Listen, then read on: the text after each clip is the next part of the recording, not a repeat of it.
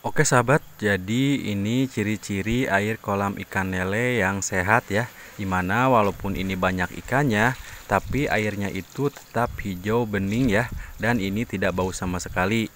Dan sahabat juga ini bisa lihat sendiri ya, mana airnya ini sangat enak sekali dilihat. Jadi kalau airnya sudah bagus seperti ini, otomatis bibit pun itu akan lebih sehat lagi ya, dan besarnya pun akan lebih cepat lagi. Assalamualaikum sahabat, salam sukses untuk kita semua. Jumpa lagi bersama saya Kiki di channelnya Si Kumis. Oke sahabat, jadi di video kali ini saya akan buatkan tutorial khusus ya buat sahabat yang masih kesulitan ataupun kesusahan untuk menghijaukan air kolam ikan lelenya. Nah, jadi di sini saya akan berikan cara-cara khusus menghijaukan air kolam ikan lele itu dengan cepat, mudah, dan airnya pun bebas dari bau dan bisa awet bertahun-tahun.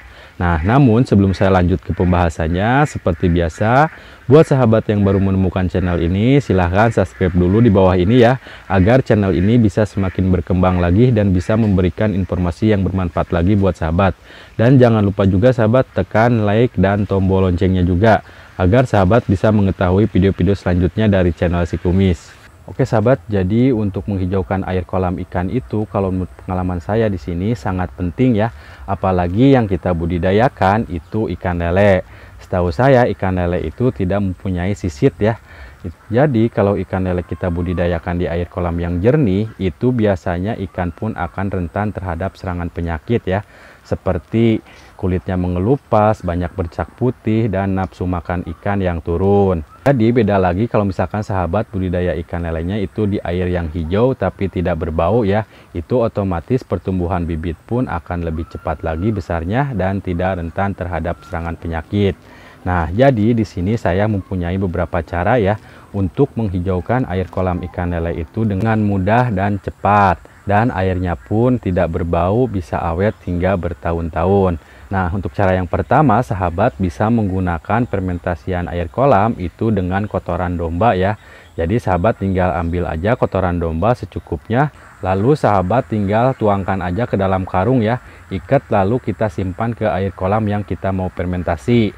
Nah, selama fermentasiannya itu biasanya di sini saya menggunakan itu selama 2 hari 2 malam ya. Jadi setelah 2 hari 2 malam itu kita angkat ya. Tapi sebelum kita angkat, ada baiknya kita celup-celup dulu aja ya sahabat, agar semua sari yang ada di kotoran domba tersebut itu semuanya keluar. Nanti biasanya warna airnya pun itu akan berubah menjadi warna coklat kehitam-hitaman ya. Nah, selama itu kita diamkan lagi minimal itu 7 hari sampai warna airnya itu berubah lagi menjadi bening. Tapi air beningnya juga itu bening tua ya, jadi bening agak gelap-gelapan. Itu artinya fermentasiannya sudah berhasil ya. Jadi kita tinggal masukkan aja benih ikan lele tersebut, dan beberapa hari kemudian itu airnya akan berubah menjadi hijau. Jadi air kolam ikan lele akan hijau itu setahu saya kalau sudah dimasukkan ikan ya. Jadi kalau kita mau fermentasi sebagus apapun, itu air tidak akan hijau ya kalau belum ada ikannya. Nah, untuk cara yang kedua membuat air hijau itu, sahabat juga bisa menggunakan probiotik E4 ya. Jadi sahabat tinggal tuangkan aja probiotik E4 secukupnya, lalu kita siramkan ke air yang kita mau fermentasi.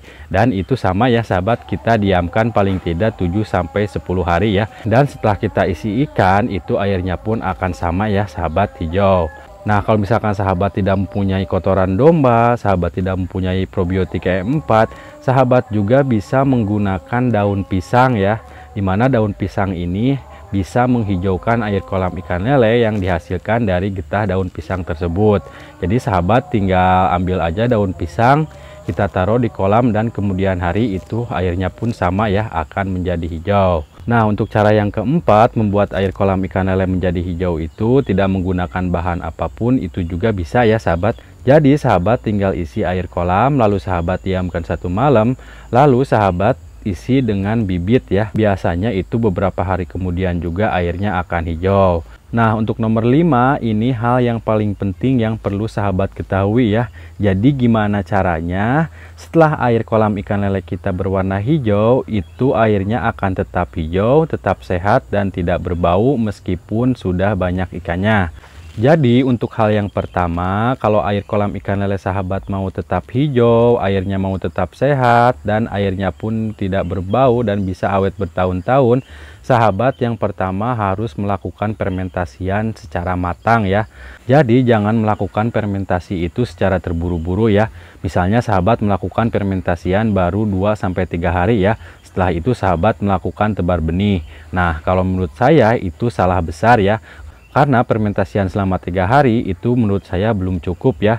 Dan ada baiknya buat sahabat kalau mau melakukan fermentasian air secara benar, airnya mau hijau alami, itu saya sarankan minimal 10-2 minggu ya, baru kita bisa melakukan tebar benih. Dan untuk cara fermentasiannya sendiri, meskipun saya tadi di awal bilang ada beberapa cara untuk menghijaukan air kolam ikan lele, tapi ada satu cara yang paling jitu ya untuk menghijaukan air kolam ikan lele atau fermentasi air kolam lele, yaitu kalau saya di sini menggunakan kotoran domba ya sahabat. Karena kotoran domba ini selain bagus untuk menghijaukan air kolam ikan lele kita, kotoran domba ini juga sangat bagus untuk menaikkan kualitas air kolam ikan lele kita ya, dan pH air pun biasanya akan selalu stabil. Jadi saya sarankan buat sahabat, kalau mau melakukan fermentasian secara benar itu lakukan dengan kotoran domba ya. Karena di sini saya sudah buktikan sendiri itu hasilnya luar biasa ya. Bahkan dari awal saya belajar budidaya ikan lele, di sini ada air yang berumur 7 tahun ya, belum saya ganti sama sekali. Nah, untuk hal yang kedua, kalau misalkan air kolam ikan lele sahabat tidak mau cepat berbau, itu sahabat jangan melakukan tebar benih secara padat ya. Jadi sesuaikan dengan ukuran kolam sahabat. Karena kalau misalkan sahabat melakukan tebar benih yang banyak, fermentasian sebagus apapun itu air kolam akan cepat bau ya. Jadi kalau misalkan sahabat air kolamnya tidak mau cepat bau, yaitu sahabat jangan melakukan tebar benih secara padat. Dan yang ketiga, sahabat juga harus rutin membuang air dasar kolam ya. Nah, untuk hal nomor 4, kalau misalkan sahabat air kolam ikan lelenya mau awet bertahun-tahun bahkan puluhan tahun, itu juga bisa ya sahabat. Karena kalau menurut pengalaman saya di sini, saya kalau mau melakukan penyoltiran, pemanenan, itu untuk sebagian air kolam saya tidak dibuang ya, tapi saya pindahkan. Lalu kita endapkan selama 1 malam ya. Nah, setelah airnya kita endapkan, lalu kita pindahkan lagi air bagian atasnya ke kolam asalnya, dan air dasarnya itu otomatis akan kita buang. Jadi, saran saya buat sahabat kalau mau melakukan penyoltiran, pemanenan, ada baiknya itu air jangan dibuang ya, tapi dipindahkan dan diendapkan sampai kotorannya turun ya. Lalu sahabat bisa gunakan lagi. Karena menurut pengalaman saya juga di sini, air yang tua itu air yang akan lebih bagus lagi untuk kehidupan ikan lele kita ya. Yang pertama, tidak akan rentan terhadap serangan penyakit. Yang kedua, pertumbuhan ikan lele pun akan cepat besar.